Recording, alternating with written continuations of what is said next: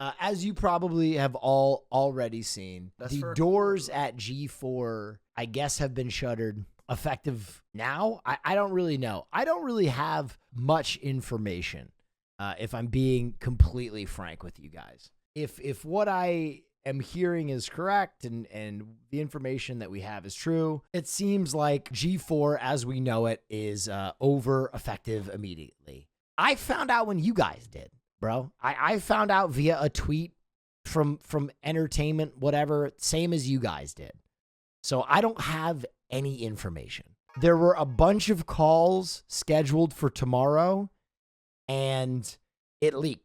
You know, there was someone at G4 who was leaking a bunch of shit for a while now, and they leaked this as well. The only reason I'm talking on it is because I have to, right? Like, I don't know how else to go about the situation other than to speak on it. What I would say to you guys is the thing that is most concerning to me is I worked with so many fantastic talents at G4. My heart goes out to all those people because our team at G4, not just the people that you saw on screen, but everybody who worked at G4 legitimately loved that brand. They loved working there. The very first thing that I am thinking about is those people. It really took so many people to make the product that you guys saw. Give those people your love because they're incredible. I think that we did what we could. I look back at what we made, and I'm super proud of everything. I'm proud of Attack of the Show. I'm proud of Donna. I'm proud of Name Your Price. I'm even proud of some of the smaller broadcasts like Vibe Check and stuff. It is sad that the project is coming to an end. But one thing I will say is, you know, I always remember that little kid watching G4 at his buddy Dan's house. I think about how cool he would think it was to work at G4. Oh, yeah, and so for me, cool. The experience, I mean, in a lot of ways has been really positive. I think if some things had shaken out differently, we might have had some more longevity there. But damn, we made some good shit, man.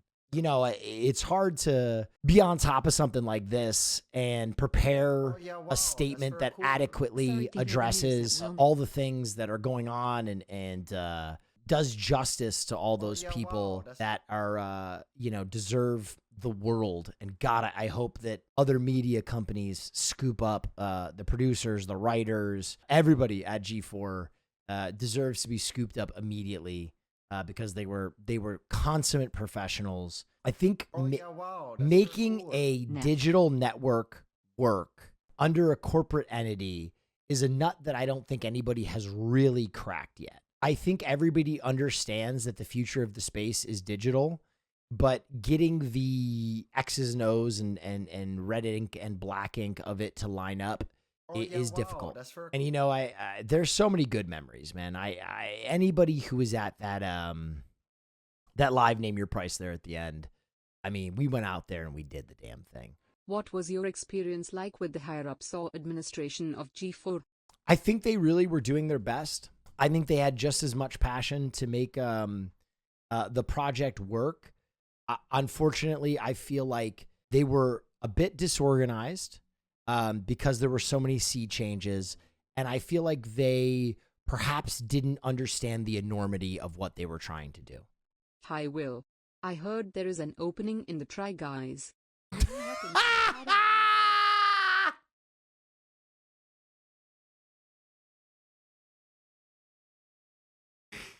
Hey. Oh yeah, wow. Bro, I'm not. Resub to Chelsea's on. I'm not gonna lie. That's in 3 years. That's probably the funniest dono I've ever gotten, dude. That. Hey Zach, hi. You remember me? I hear you need a generic white guy. Someone just asked a good question. How do I feel about it? To keep this in perspective, I think my entire career, Twitch and beyond, feels like a dream. I was a 30-year-old guy who really had tried everything within his power to be successful or do the things I wanted to do. I had no luck for years and years, like 7 years of my life in Los Angeles without any tangible monetary success or anything that I could really hang my hat on, save some internet success and some fairly viral videos that I had made at different points. So for me, I always feel like a pound puppy. If you guys know what that expression means, where it's like, I'm on my second, third chance right now. Just being able to stream the way that I do, get to make things that make people laugh, is such an unbelievable blessing. I loved G4. I really did. And I put my fucking soul into it. It's not like, my story ends here. I have Fear End, which is a pretty good podcast. I have Doodles, which is a show that I'm enormously proud of, that I think is going to do better in the future. I have my stream. I'm sad to see G4 go, but I will I'm continue working to on hear and watch your being an growth. actor. Neff I will hassle Nesh your haven't wife. even told you guys, but I'm back to producing short horror films. One of which I think I'm going to debut in Cutie Cinderella's horror contest. My main sadness is twofold. One, it's that we couldn't pull it off. I would have loved to see a world where, we made G4 work, because G4 is so important to me. But the bigger sadness to me is all of those incredible people that I worked with, all of those insane talents, the producers, the writers, the camera ops, the talents, the social media people, even dude, I was even homies with our COVID compliance officers. They were fucking incredible, dude. They were two of the best people I've ever met. And every day I had to come in and do my fucking COVID test. They would dap me up, and it was just like a great way to start my day, man. Having that chapter of my life be over and to move forward and think about that all of those people have to go back and deal with some level of career uncertainty, that's my greatest sadness. I was so lucky to, come through the doors every day and be surrounded by just some of the best people I knew. Ballsy. That being said, I'm still going to make stuff. In terms of the future of my career, I have a lot of time back. I've never really mentioned this, but it was an enormous time commitment. There's a chance that, should Donna come to an end, I fully plan on perhaps making a new call-in show with, a separate character. We might have Pastor Stewart taking your calls here before you know it. That's kind of a hypothetical. The bottom line is, in the words of Jordan Belfleur, the show goes on. I know a lot of you guys are worried about, what becomes of Name Your Price, what becomes of Donna, what becomes of Attack of the Show. I really don't know those things. I don't know enough to tell you that you'll never see Donna or Name Your Price again. You might not. Either way, I'm really proud of both those projects. I'm really proud of Attack of the Show and everything we accomplished there. Here's one thing I would say. The IP of Donna existed before G4, right? Donna Pecorino was a character that I did at the Groundlings, and she also showed up on, GTA RP. So, Donna could show up, but I just don't know if she'd be Hey Donna.